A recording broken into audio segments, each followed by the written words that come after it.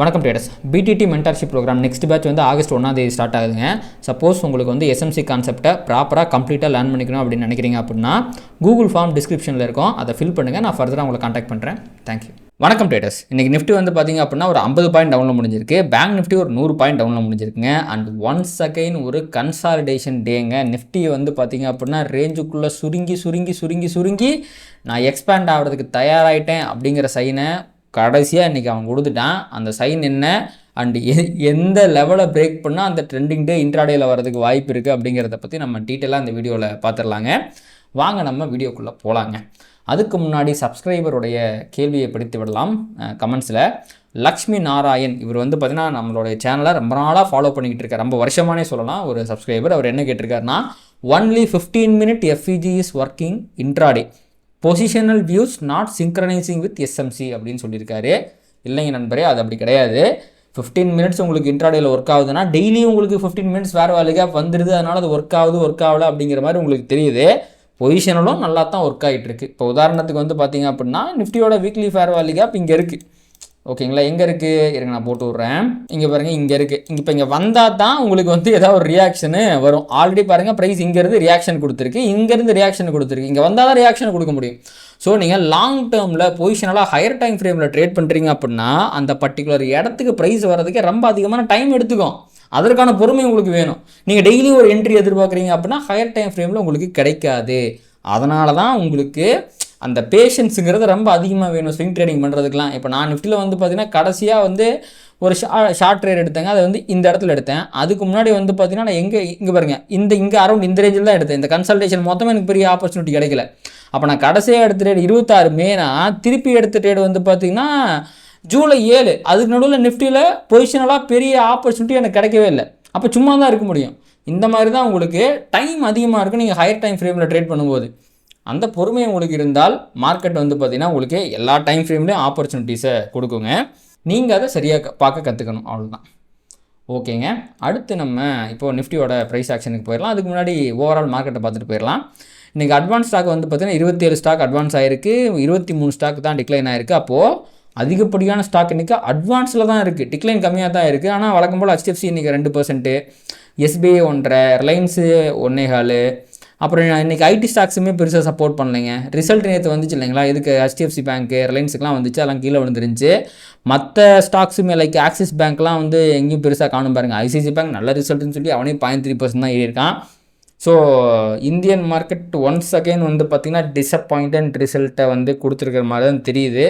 அப்போ இந்த குவார்ட்டரும் ரிசல்ட்ஸால் ஒரு பாசிட்டிவிட்டி நம்ம மார்க்கெட்டுக்கு கிடைக்காது என்பது ஒன்ஸ் அகெயின் நமக்கு தெரிஞ்சிருச்சு. சப்போஸ் ஏன்னா ரிசல்ட் வந்து அடுத்த நாள் ஏதாவது ஒரு ரியாக்ஷன் இருக்கும், இன்றைக்காச்சும் ஏதாவது வந்து பாசிட்டிவிட்டி இருந்தால் நம்ம தப்பிக்கிறதுக்கு வழி இருக்குதுன்னு எதிர்பார்த்தேன். அதுவும் இல்லை என்று நிரூபணமாகி விட்டதுங்க.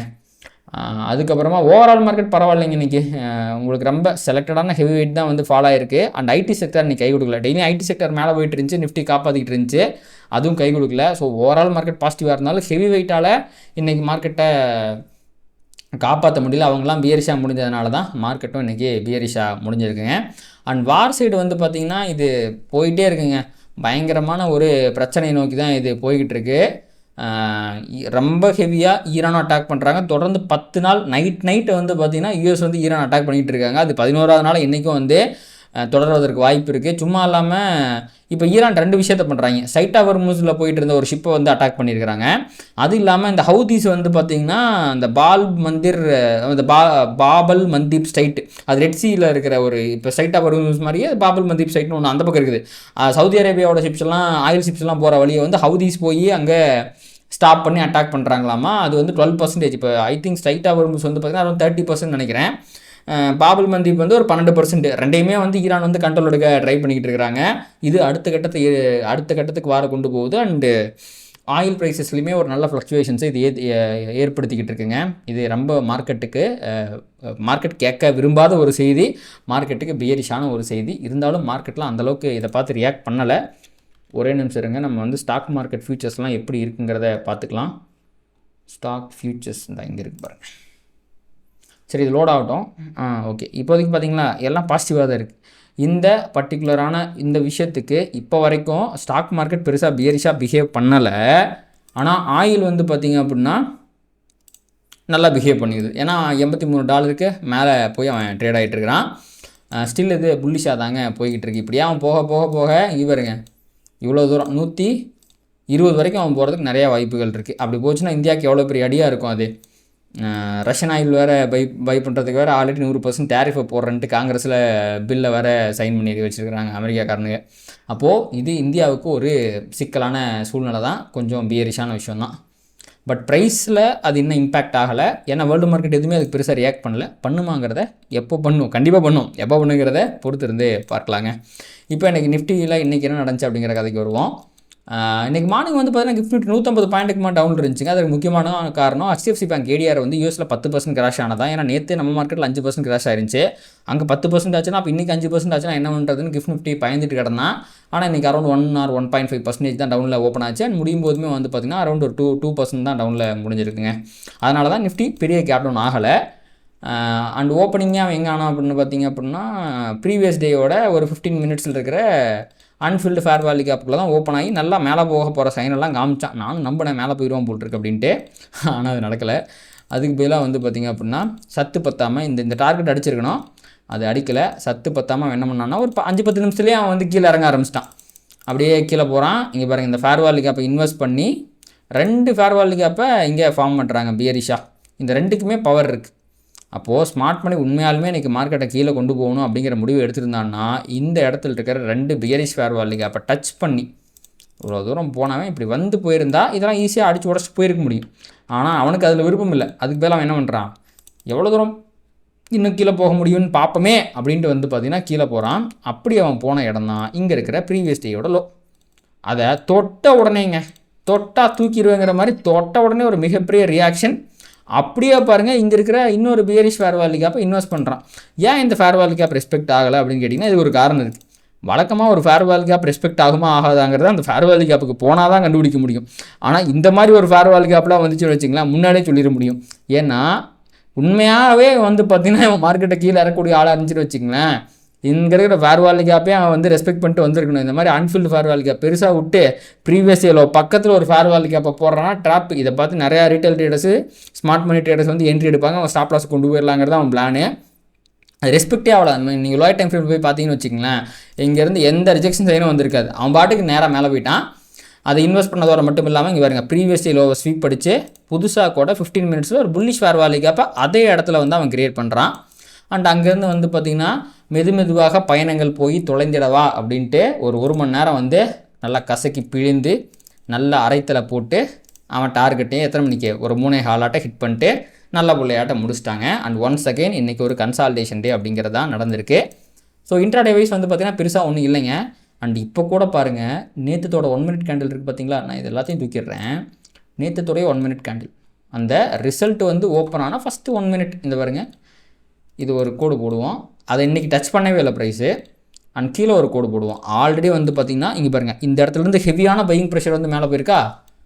இன்றைக்கி பாருங்கள் அதே இடம் அதே டிரைவர் அதே வாடகை, அதே டிரைவர் இல்லை அதே டெய்லர் அதே வாடகைங்கிற மாதிரி திருப்பியும் ஒரு பையிங் ப்ரெஷர் வந்து மேலே போயிருக்கு.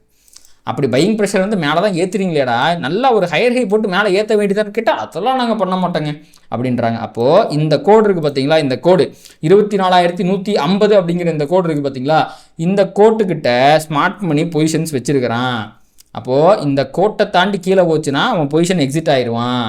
அப்போது இங்கே இருக்கிற பையர்ஸ் வந்து பார்த்திங்கன்னா ஒரு வீக்கான பையர்ஸ். இந்த வீக்கான பையர்ஸ் தங்களோட பொசிஷன்ஸை டிஃபெண்ட் பண்ணுறாங்களே ஒழிய ப்ரைஸை மேலே ஏற்றணுங்கிற எந்த விதமான ஒரு விருப்பமும் அவனுங்கள்ட்ட இல்லை. அப்படி இருந்துருந்துச்சுன்னா இன்னார் இவனுக்கு டிஃபெண்ட் பண்ண வேகத்துக்கெல்லாம் மார்க்கெட் மேலே தெரிச்சிருக்கணும். ஓகேங்களா? அதே மாதிரி இந்த மேலே ஒரே ஒருக்கா லிக்விடிட்டி ஸ்வீப் படித்து கீழே வந்திருக்கு. அண்டு 1 hour டைம் ஃப்ரேமில் பாருங்களேன் ஃபேர் வேல்யூ கேப்லேருந்து ரிவர்ஸ் ஆகி வந்திருக்கான். இன்னும் இப்போது அக்குமுலேஷன் மேனிப்புலேஷன் இருக்குது பார்த்தீங்களா, இந்த பர்டிகுலர் ட்ரையாங்கிள் பேட்டர்னே ஒரு அக்குமுலேஷன் தான். இதுக்கான மேனிப்புலேஷன் இது, டிஸ்ட்ரிபியூஷன் இது அப்படிங்கிற மாதிரி தான் இருக்குது. அதில் பாருங்கள் நிஃப்டி 1 hour டைம் ஃப்ரேமில் இந்த இடத்துல ஃபேர் வேல்யூ கேப்லேருந்து ரிஜெக்ட் ஆனால் இன்றைக்குமே பார்த்திங்கன்னா ஃபேர் வேல்யூ கேப் போட்டால் அங்கிருந்துமே ரிஜெக்ட் ஆகிருக்கான். ஸோ 1 hour டைம் ஃப்ரேமில் ஒரு பியரிஷ்னஸ் தெரியுதுங்க.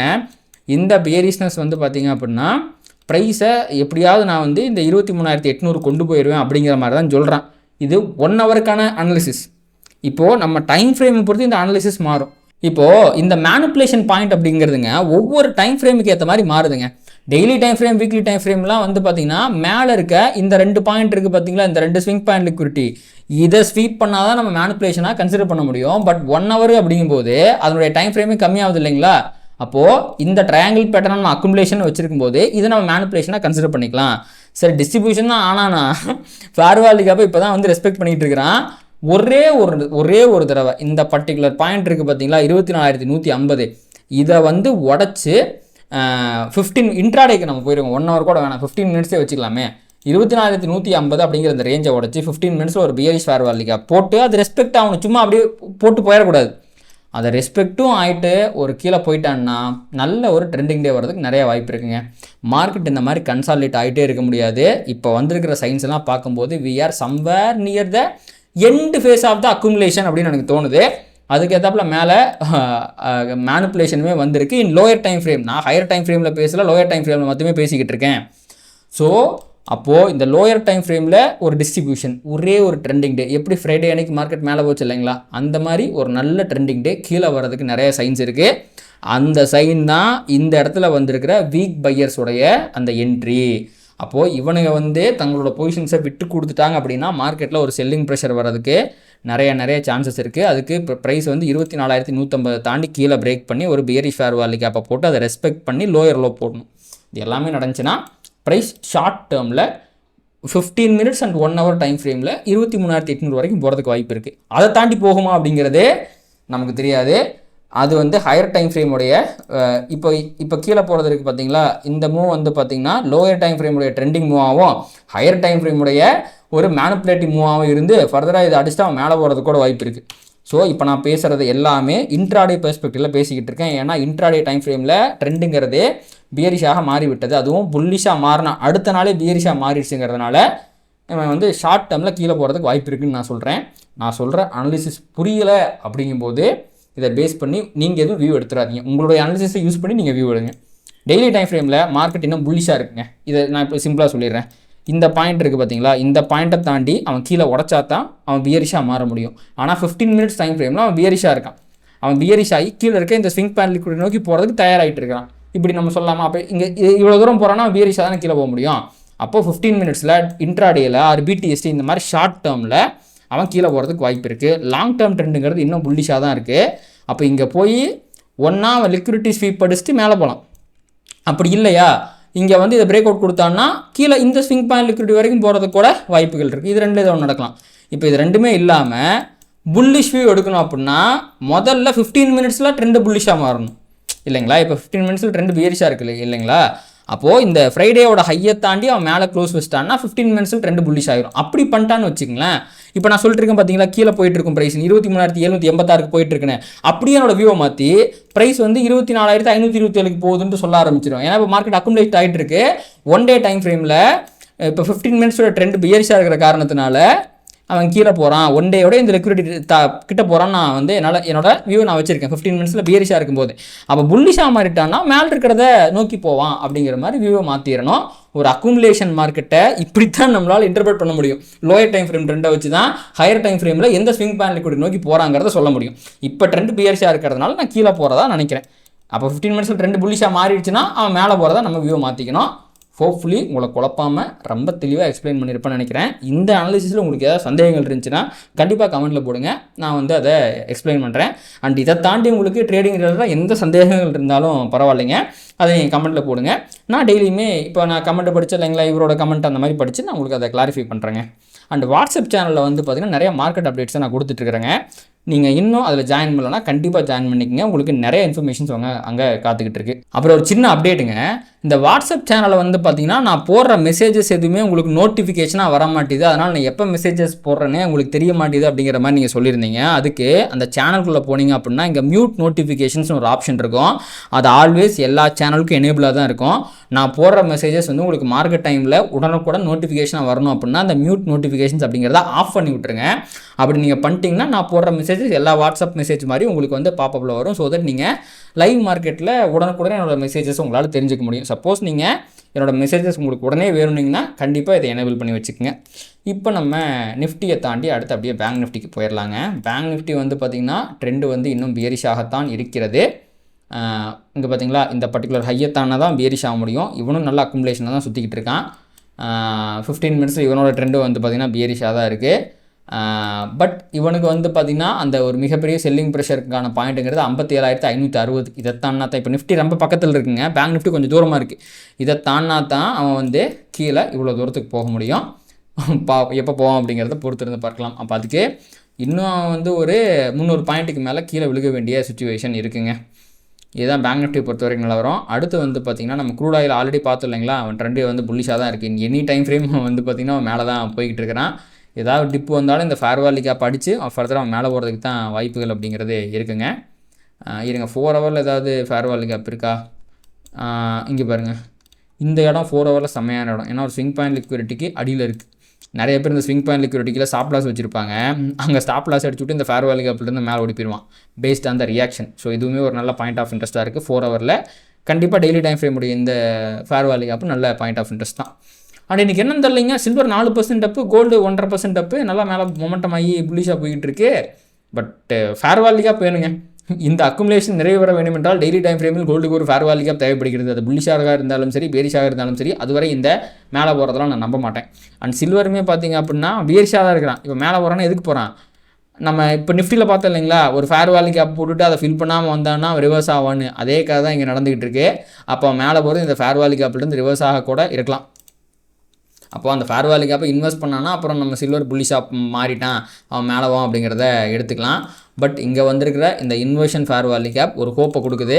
மேபி இந்த இடத்துல ஒரு புல்லிஷ் ஃபேர் வேல்யூ கேப் வந்துச்சுன்னா இந்த ஃபேர் வேல்யூ கேப்பை தொடுற ஃபேஸில் ஒரு ரீட்ரேஸ்மெண்ட் வந்து கூட இங்கே போகிறதுக்கான வாய்ப்புகள் இருக்குது. இந்த மாதிரி ஒரு ப்ரைஸ் ஆக்ஷன் நடக்கலாம். வாட்ச் பண்ணி பாருங்கள் நீங்கள் சில்வரில் ட்ரேட் பண்ணக்கூடிய ஆளாக இருந்தீங்க அப்படின்னா. அதை தாண்டி அப்புறம் பிட்காயின் தாங்க. பிட்காயின் வந்து பார்த்திங்கன்னா அகைன் இவனுமே வந்து பார்த்திங்களா, மற்ற எல்லாத்துக்கு இடத்துல பிட்காயின் தான் கொஞ்சம் நல்லா இருக்கிறான். ஏன்னா இவன் தான் டெய்லி டைம் ஃப்ரேமில் ஒரு ஃபேர் வேல்யூ கேப்பை போடுற முயற்சியில் இருக்கிறான். இன்றைக்கி வந்து பார்த்திங்கன்னா இன்றைய பொழுது, அதாவது நாளைக்கு 5:30 வரைக்கும் அவன் நல்ல புல்லிஷாக முடிச்சிட்டான் அப்படின்னா கண்டிப்பாக இங்கே ஒரு ஃபேர் வேல்யூ கேப் வந்துடும். மேபி கண்டிப்பாக இங்கே பாருங்கள், ஆல்ரெடி இங்கே இருக்கிற லிக்விடிட்டிலாம் ஸ்வீப் பண்ணிவிட்டு இங்கே பாருங்கள், இங்கே ஒரு ஃபேர் வேல்யூ கேப்பை ரெஸ்பெக்ட் பண்ணிட்டு இன்னொரு ஃபேர் வேல்யூ கேப்பை போடுறான். அப்படிங்கிறதுனால ஆர்டர் ஃப்ளோ ஓரளவுக்கு புல்லிஷாக மாறி இருக்கிறது. இருந்தாலும் ட்ரெண்ட் அப்படிங்கிறது இதை தானா தான் புல்லிஷாக மாறும். பட் இந்த ஃபேர் வேல்யூ கேப் வந்துச்சுன்னா ரொம்ப நாள் கழிச்சு வந்திருக்கு. அப்படிங்கிறதுனால கண்டிப்பாக இந்த ட்ரெண்டை தொடர்றதுக்காக அவன் ரீட்ரேஸ்மெண்ட்டில் கண்டிப்பாக இவ்வளோ தூரம் போவாங்கிறத நான் நம்புகிறேன். ஏன்னா இவன் ரொம்ப அடி வாங்கியிருக்கான். அந்த அடிக்கு வந்து பார்த்திங்கன்னா ஒரு ரீட்ரேஸ்மெண்ட்டுங்கிறது தேவைப்படுது. அது வந்து 78,000 வரைக்கும் அவனை கொண்டு போகும்னு நான் நம்புகிறேன். ஸோ அந்த ரீட்ரேஸ்மெண்ட் மூவை நம்ம கேப்சர் பண்ண முடியும். ஸோ ட்ரெண்டு வந்து பார்த்திங்கன்னா ஓரளவுக்கு மொமெண்டம், மந்த்லி டைம் ஃப்ரேமில் பாருங்கள், அவன் படுபயங்கரமாக பேரிஷாக இருக்கான். இன்னும் 10 நாள் முடிஞ்சுன்னா இன்னொரு மந்த்லி பேரிஷ் ஃபேர் வேல்யூ அப்போ போடுற அளவுக்கு அவன் பேரிஷாக இருக்கான். இருந்தாலும் எனக்கு என்னமோ நல்ல ஒரு ஷார்ட் டேர்மில் நான் ரொம்ப நாளாக சொல்லிக்கிட்டு இருக்கேங்க. அதற்கான சைனே இந்த ஃபேர் வேல்யூ கேப் தான். இப்போ தான் வந்து அவன் வந்து அதை போடுறதுக்கு முற்பட்டிருக்கான். அப்போ தெரியுது அவங்களுக்கு பொசிஷனை ட்ரேட் பண்ணுறதுக்கு எவ்வளோ பொறுமையாக நீங்கள் வெயிட் பண்ணுன்ட்டு. நான் பிட்காயினில் கடைசியாக எங்கே ட்ரேட் எடுத்தேன்னு எனக்கே மறந்து வச்சுங்க. அரௌண்ட் இங்கே எடுத்துகிட்டு போனேன், ஜூன் மாதம் எடுத்துகிட்டு போனேன்னு நினைக்கிறேன். இப்போ ஜூலையே முடிய போகுது, நான் ட்ரேட் எடுக்கவே இல்லை. ஏன்னா பொசிஷனாக நீங்கள் 1 டே டைம் ஃப்ரேமில் ட்ரேட் பண்ணி ரொம்ப லேட் ஆகும். அதனால் எஸ்எம்சிலாம் நல்லா தான் ஒர்க் ஆகுதுங்க. அதுக்கு ஸ்ட்ரக்சர் ஃபார்ம் ஆகிறதுக்கு டைம் ஆகும், அவ்வளோதான். இதுதாங்க பிட்காயினுடைய நிலவரம். பிட்காயின் வந்து இந்த ஃபேர் வேல்யூ கேப்பை ஃபார்ம் பண்ணிட்டா அது ரெஸ்பெக்ட் ஆகும்போது நல்ல ஒரு ஹையர் ஹை போட்டு இந்த 67,000 அண்ட் அதுவுமே தாண்டும் போது டுவர்ட்ஸ் 73,000 வரைக்கும் ஷார்ட் டேர்மில் போகிறதுக்கு நிறைய சான்சஸ் அப்படிங்கிறது இருக்குங்க.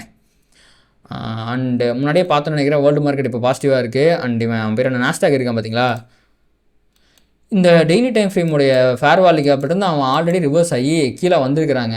இந்த ஸ்விங் பாயிண்ட் லிக்விடிட்டி இருக்குது பார்த்தீங்களா 686, அது கீழே தான் வந்து பார்த்திங்கன்னா மந்த்லி டைம் ஃப்ரேமுடைய ஒரு ஃபேர் வேல்யூ கேப் இருக்குங்க. இங்கே வந்தான்னா இது ஒரு நல்ல செம்மையான இடங்க இது. ஏன்னா மந்த்லி டைம் ஃப்ரேமோட ஃபேர் வேல்யூ கேப் இருக்குது. டெய்லி டைம் ஃப்ரேமில் பாருங்கள் ஏஎம்டி அக்குமுலேஷன். அப்போது இது அக்குமுலேஷனாக இருந்து இது மேனிப்புலேஷனாக இருந்துச்சுன்னா இங்கே பாருங்கள் ட்ரெண்ட் லைன் லிக்விடிட்டி ஒரு நிமிஷங்க, ட்ரெண்ட் லைன் லிக்விடிட்டியை மேலே விட்டு போயிருக்கான். அப்போது இந்த பர்டிகுலர் ட்ரையாங்கிள் பேட்டர்ன் அப்படிங்கிறது அக்குமுலேஷன். இங்கே கீழே மேனிப்புலேஷன் ஆச்சுன்னா மேலே டிஸ்ட்ரிபியூஷன் வந்து புது ஆல் டைம் ஹைலுக்கு சிறப்பான ஒரு சம்பவத்தை செய்கிறதுக்கு காத்திருக்கிறான். அதுக்கு வந்து அவன் இதை டச் பண்ணணும். இது ஒரு மிகப்பெரிய ட்ரேடாக இருக்கிறதுக்கு நிறைய வாய்ப்பு இருக்குது. பட் அதுக்கான ரியாக்ஷன் வரணும், அதற்காக தான் நான் வந்து வெயிட் பண்ணிக்கிட்டு இருக்கிறேன். நாஸ்டாக்கில் அடுத்த ட்ரேட் இதுவாக தான் இருக்கும். பட் அப்படி வராமல் அவங்க இது மேலே போயிட்டான்னு வச்சுக்கங்களேன், ஒன்றும் சொல்கிறதுக்கு இல்லை. இங்கே லிக்விட் விட்டு போயிருக்கான், ஆல் டைம் அடித்தான்னா பொலன்னு கீழே விழுந்துருவான். அப்போது இவ்வளோ பக்கத்தில் இருக்கிறதுனால அவன் கீழே வருவான்னு நான் நம்புகிறேன். ஃபேர்வால் கேப்லேருந்து வேறு ரிவர்ஸ் ஆகிருக்கான். நம்ம நம்புவோமாக வந்தான்னா அது ஒரு நல்ல வந்துட்டு திருப்பி லிக்விடிட்டி ஃபீ படித்து உள்ளே போனான்னா அது ஒரு நல்ல ஆப்பர்ச்சுனிட்டியாக இருக்கும். இந்த மாதிரி ஒரு ப்ரைஸ் ஆக்ஷன் பேட்டர்ன் ஃபார்ம் ஆகுதாங்கிறத பார்க்கலாம். சப்போஸ் நீங்கள் யூஎஸ் மார்க்கெட்டில் நாஸ்டாக்கில் ட்ரேட் பண்ணுறீங்கன்னா இதை வாட்ச் பண்ணி பாருங்கள். எப்படி ட்ரேட் பண்ணுறதுன்னு தெரியல, டெல்டா எக்ஸ்சேஞ்ச் மூலமாக ட்ரேட் பண்ணலாம். அதுக்கான பிளேலிஸ்ட்டே வந்து பார்த்திங்கன்னா சேனல் இருக்குது, அதை செக் பண்ணி பாருங்கள். ஏதாவது டவுட் இருந்தாலும் கமெண்ட்ஸில் போடுங்க. அவ்வளோதாங்க. ஸோ ஐ திங்க் இதோட நம்ம இந்த வீடியோ முடிச்சுக்கலாம்னு நினைக்கிறேன். நான் வந்து இந்த வீடியோ உங்களுக்கு வந்து உபயோகரமாக இருக்கும் அப்படின்னு நீங்கள் நினச்சிங்க அப்படின்னா அதை லைக் பண்ணுங்கள், கமெண்ட் பண்ணுங்கள், ட்ரேட் பண்ணுற மற்றவங்களுக்கும் ஷேர் பண்ணுங்கள். அது யூடியூப் அல்காரிதம் நம்ம ட்ரிகர் பண்ணி நிறையா பார்வையாளர் நம்ம சேனலுக்கு கொண்டு சேர்க்குங்க. நன்றி. Traders, stock market is all about probabilities and trading is all about risk management. இங்கே 100% ஒர்க் ஆகக்கூடிய ஒரு விஷயம் கிடையவே கிடையாது. இதை தெரிஞ்சுக்காமல் நீங்கள் ட்ரேட் பண்ணிங்க அப்படின்னா நீங்கள் லாஸஸ் பண்ணுறதுக்கு நிறைய வாய்ப்புகள் இருக்குது. அதனால் உங்களுடைய ஃபினான்ஷியல் அட்வைசரை கன்சல்ட் பண்ணிவிட்டு அதுக்கப்புறமா ட்ரேட் பண்ணுங்கள். இந்த வீடியோவில் நான் சொல்கிற எல்லாமே எஜுகேஷன் பர்பஸ்க்காக தான்.